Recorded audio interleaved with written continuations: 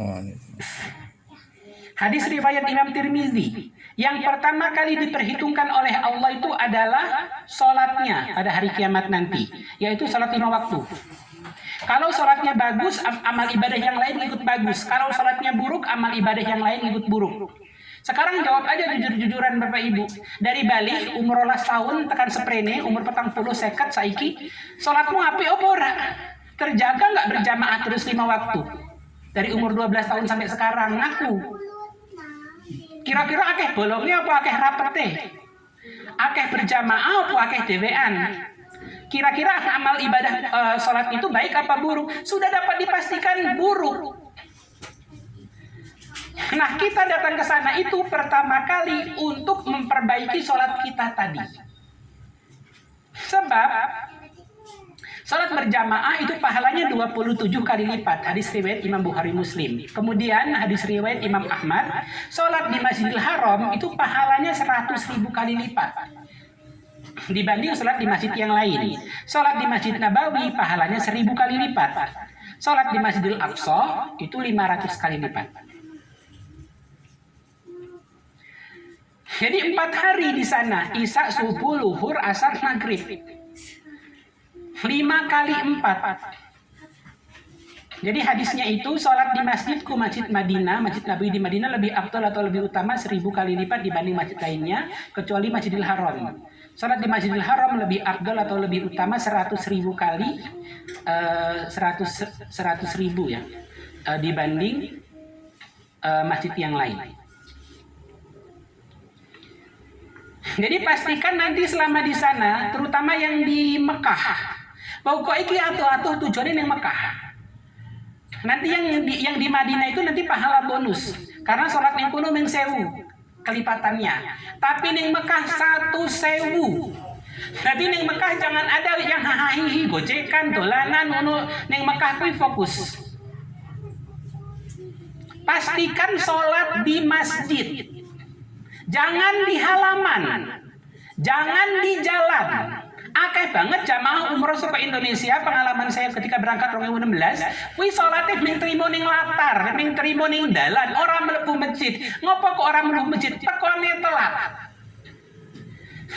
Ning Masjidil Haram itu istimewa. Kalau mau masuk 2 jam sebelum waktu sholat.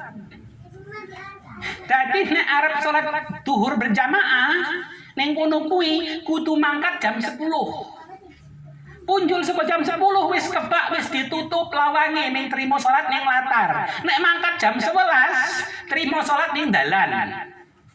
Nah Indonesia kan mungkin tekone telat-telat wis adzan lagi mangkat, nek ora lagi wudu. Ya wis ngoro.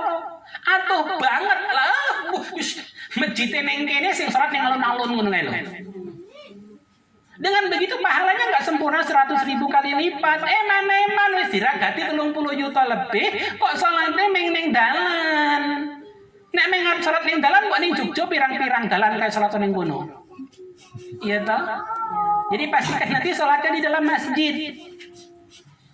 Nah, di sana 4 hari, 4 kali 5, kan 5 waktu, 4 kali 5 20. 20 kali berjamaah terus kan kali 17, 20 kali 27, 450 kali 100.000. 450 kali 100.000, 45 juta. 45 juta bagi 360 hari bagi setahun, ketemu nih 150.000 tahun. Jadi pahalane sisuk kuwi sing arep mbok panen ning Mekah kuwi, pertama manen pahala salat 5 waktu sebanyak 150.000 tahun. Berjamaah terus mendino pahala ini. Demi Allah kita nggak akan pernah mampu meraih pahala ini di Indonesia. Mau sampai jungkir balik, sampai ngedol gunung, ngedol laut, itu pahala semini ora mungkin kelakon. Iki meng modal 30 juta punjul sithik iso mangkat, iso panen sakmene iki. Tadi sing ora gelem mangkat ini iso rugi banget. Sing duwe mobil ora gelem mangkat, duwe omah ora gelem mangkat, duwe sawah ora gelem mangkat. Sampai dia punya harta tapi dia nggak mau manen pahala sebanyak ini, sok kuwi rugi banget. Dan Allah sudah menjanjikan Allah akan mengembalikan semua biaya haji dan umroh. Mulanya silakan dicek orang-orang yang sering berangkat haji atau umroh, kuwi rata-rata dia tambah kaya kalau dia niatnya benar. Dan biasanya wong sing bola-bali ning Mekah kuwi diireni karo tangga-tangga di sing melarat-melarat. Lah saleh daerah gelem mangkat, ora gelem berusaha mangkat. Karena Allah akan kembalikan. Jadi ra mungkin rugi wong sing gelem mangkat rono kuwi. Jadi 150.000 tahun. 150.000 tahun nanti oleh Allah masih akan dilipat gandakan lagi di pahala itu di Al-Quran surat Al-An'am ayat 160. Barang siapa membawa amal yang baik, maka baginya pahala 10 kali lipat amalnya. Dan barang siapa yang membawa perbuatan jahat, maka dia tidak diberi pembalasan, melainkan seimbang dengan kejahatannya. Sedang mereka sedikit pun tidak dianiaya dan tidak dirugikan. Al-Quran surat Al-An'am ayat 160. Jadi 150.000 tahun kali 10, ketemu nih 1.500.000 tahun sholat berjamaah terus bendino. Wah, terus mangkat nih Mekah, balik di Indonesia, selama kita tidak mengerjakan, selama kita nggak murtad, nggak pindah agama, insya Allah wis aman. Dan sebisa mungkin ya wis balik saka Mekah dijogo, perilaku ini dijogo, sholatnya dijogo, kemudian kata-katanya, ucapannya dijaga gitu. Sebab kita nak urus manen pahala akeh banget. 1.500.000 tahun sholat berjamaah tiap hari pahalane wis tumpo undung. Tapi pahala itu banyak yang tidak berhasil dipanen dengan baik oleh jamaah Indonesia ketika berangkat. Koncoku sekamar kuwi ono sing trimo sholat ning hotel, orang mangkat ning masjid. Padahal saka masjid kuwi buka jendelane ketok Masjidil Haram, wong cerak mi 50 langkah. Dosa apa yang dia lakukan di Indonesia sih nggak tahu, sampai kemudian di Arab sholatnya rekoso banget Arab mangkat. Berdoa kepada Allah dimudahkan kita nanti untuk berangkat. Pokoknya waktu sholat kita kan atau ini kan pertama mengkudu sholat, itu yang paling utama. Kemudian sholat rawatib. Sholat rawatib itu qobliyah ba'diyah. Itu kerjakan semua. Qobliyah ba'diyah kerjakan semua. Satu atau suku Indonesia masuk orang qobliyah ba'diyah sisan, ya toh. Ketika itu dikerjakan semua, itu lebih dapatnya 12 rakaat itu totalnya kalau dikerjakan semua. 12 rakaat itu kita dapat pahala satu rumah di surga. Terus selama di sana siang hari, pagi hari lebih tepatnya, sholat duha dikerjakan 12 rakaat. Nanti dapat satu istana lagi. Terus malam tahajud. Wis atuh-atuh ke Indonesia mosok nang kono nunut turu. Rasa kakek turu ning kono, turune sedilit wae ning hotel. Nanti saya kasih tahu jadwal nanti selama di Mekah. Ya. Jadi kita nanti bisa manen pahala berapa rumah di surga? Nih. Rawatib kerjakan semua, dapat 12 rakaat setiap hari kali 4, berarti 400.000.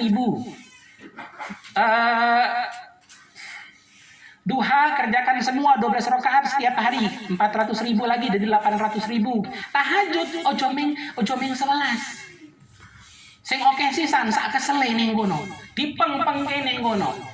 Sampai 20, sampai 22, 24, sampai 26 gitu. Sampai 17 pokoknya sak kesele ning kono. Kita ambil yang 27, 24 tahajud 3 witir. Piye ngrasake nang Masjidil Haram. Kuwi penak banget. 24 kan berarti apa namanya 12 kali dapat 2 berarti dia. Kali-kali dia dapat 800.000. 800.000 tambah 800.000 1.600.000. Berarti untuk umah di surga kita dapat kampung. Di surga nanti kita punya kota sendiri. Kuwi umahe dhewe kabeh.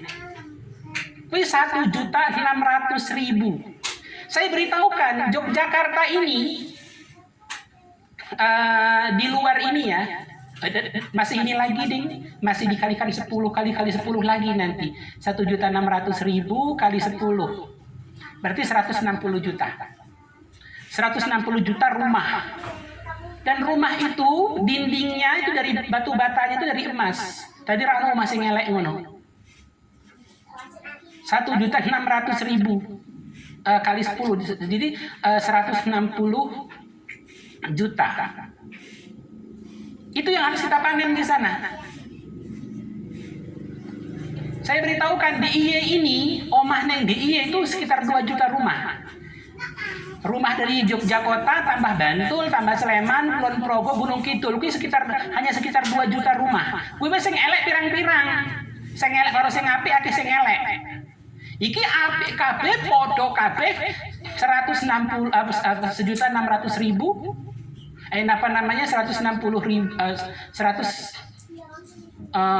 160 juta rumah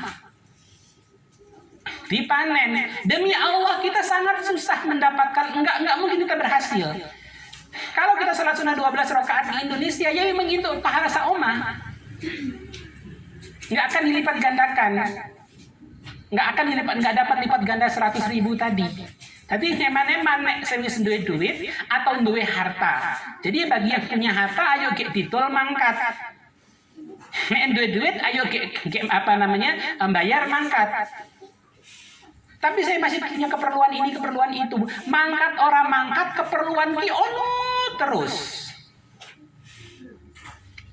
Kemudian sholat tahajudnya tadi, itu semuanya dikalikan 100.000. Kita di sana dapat 400.000. 400.000 itu kita dapat pahala 400.000 bagi 360, kurang lebih 1 tahun sekian ini.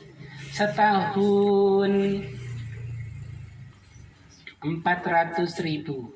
Oke, baik. Jadi dia 400. Jadi ini hadisnya. Untuk salat malam ya, khusus untuk salat malam aja. Pertama, ini hadis dari Utsman bin Affan. Hadis riwayat Imam Muslim. Dari Utsman bin Affan radhiyallahu anhu, dia berkata bahwa Rasulullah SAW bersabda, barang siapa yang mengerjakan salat isya berjamaah, maka seakan-akan dia telah salat sunnah setengah malam. Dan barang siapa yang mengerjakan salat subuh berjamaah, maka seakan-akan ia telah salat semalam suntuk atau semalam penuh. Kan yang kudu selalu berjamaah kan? Isyae ping 4 kali setengah jadi loro. Terus subuh ping 4. Tadi papat tambah loro 6. Tambah tahajud. Tambah tahajud yo ping 4.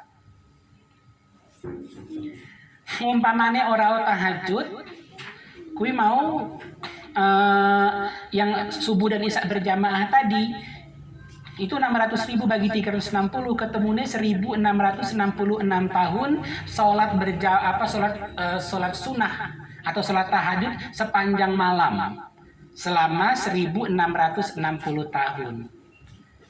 Demi Allah sekarang nggak ada, dan memang Allah tidak pernah menciptakan manusia hidupnya lebih dari 1.000 tahun. Manusia yang paling panjang umurnya yang pernah Allah ciptakan itu Nabi Adam, umurnya 1.000 tahun. Lah iki umur dhewe paling sewidak 70 iso manen pahala salat malam selama 1.666 tahun. Jadi sing sesuk tidak mengerjakan ini rugi banget. Duha, tahajud, kemudian sholat sunnah qobliyah ba'diyah, sholat rawatib. Khusus untuk duhur dan asar, qobliyah ba'diyahnya dianjurkan yang 4 rakaat. Hadis riwayat Imam Tabrani dari Ibnu Umar radhiyallahu anhu, ia berkata, Rasul bersabda, barang siapa yang mengerjakan sholat sunnah 4 rakaat sebelum asar, maka Allah akan mengharamkan tubuhnya masuk neraka. Karena dikerjakan di Masjidil Haram kali 100.000, nek kuno ketemu asar ping 4 400.000, maka kita akan dijauhkan dari neraka sepanjang perjalanan 400.000 tahun. Insya Allah selamat bisa tekan swarga nek dijauhkan segitu lamanya.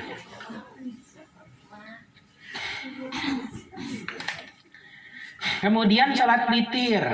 Sholat witir kan 3 rakaat kali 4. Kali 4, kemudian 12 kali 100.000, itu dia 1.200.000 rakaat sholat witir. Coba siapa di sini yang pernah sholat witir totalnya 100.000 rakaat gitu? Kayak witirnya ming pas Ramadan kok ngono ya. Kita hari-hari biasa kita nggak pernah witir. Nah, tadi sesuk ning kono ki pastikan tahajud dan witir eman-eman nek ora digarap. Pokoknya semua sholat yang diperintahkan kerjakan semua ning kono kuwi. Pokoknya dipanen kabeh pahalane. Nek arep kesel ya ben kesel ning kono. kita kesal atau capek dalam ketaatan kepada Allah. Salat duha ini yang paling ampuh nih. Ya. Rasulullah bersabda, ini hadis Imam Tirmizi. Rasulullah SAW bersabda, barang siapa yang mengerjakan sholat duha 12 rakaat dengan keimanan dan keikhlasan karena Allah semata-mata, maka Allah akan menulis baginya 1.000.000 kebaikan, Allah akan menghapus baginya 1.000.000 kejelekan, Allah akan mengangkat baginya 1.000.000 derajat dan membangunkan baginya sebuah rumah di surga, dan Allah akan mengampuni dosa-dosanya. Jadi tak terbayangkan itu. Kerjakan duhanya 12 rakaat minggu kui. Allah akan memberikan 1.000.000 pahala, kemudian menghapus 1.000.000 dosa, mengangkat 1.000.000 derajat, dan memberi 1 rumah di surga. Kali 100.000. Neng kuno petang dino itu petang 100.000. Terus yang nanti kita dapat pahala berapa? 1.000.000 kali 100.000 kali 4 hari, kali 4 1.000.000 kali 100.000 kali 4, ketemu nih petang miliar. 4 miliar pahala, 4 miliar dosa yang diampuni, 4 miliar kebaikan derajat kita dibanding orang-orang yang lain. Tadi saya neng kono ke orang duha rugi banget. Jadi ra perlu takon ning Mekah ki mulai kene ngendi ra usah. Nek pengen mall Yogyakarta ki gudangi. Nek pengen dolanan-dolan tempat-tempat yang indah tuh justru malah ada di Indonesia. Bagi orang Arab, Indonesia itu malah kayak surga bagi mereka. Karena surga yang dijanjikan dalam Al-Qur'an kepada orang-orang Arab itu tuh mengalir di bawahnya sungai-sungai. Nek wong Indonesia nek kali tok ora kepengen. Jadi tempat mereka tuh padang pasir, gersang, rano apa-apa. Nah Indonesia sudah sungai-sungai, pohon buah-buahan. Kalau zaman dulu kan gadis-gadis atau perawan-perawan mencuci kan menganggo kembentak atau neng kali ngene iki. Wah, kuwi kanggone wong Arab kuwi swarga banget kuwi.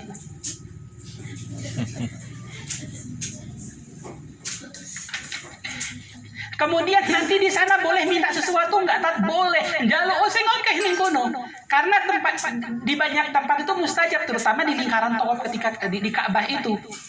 Jaluk boleh minta yang urusan dunia maupun urusan akhirat. Urusan dunia misalnya, sing rapi urung duwe anak, jaluk anak. Sing pengen sugih jaluk sugih. Sing urung duwe bojo yo pengen golek bojo sing ganteng apa sing ayu sing saleh ngono yo monggo jaluk. Sing pengen lulus kedokteran apa lulus PNS apa-apa pokoknya semua yang baik. Sing dodolan pengen usahane laris, sing ndek utang pengen utangi gendang lunas, boleh nangis karo Allah, ya Allah utangku oke.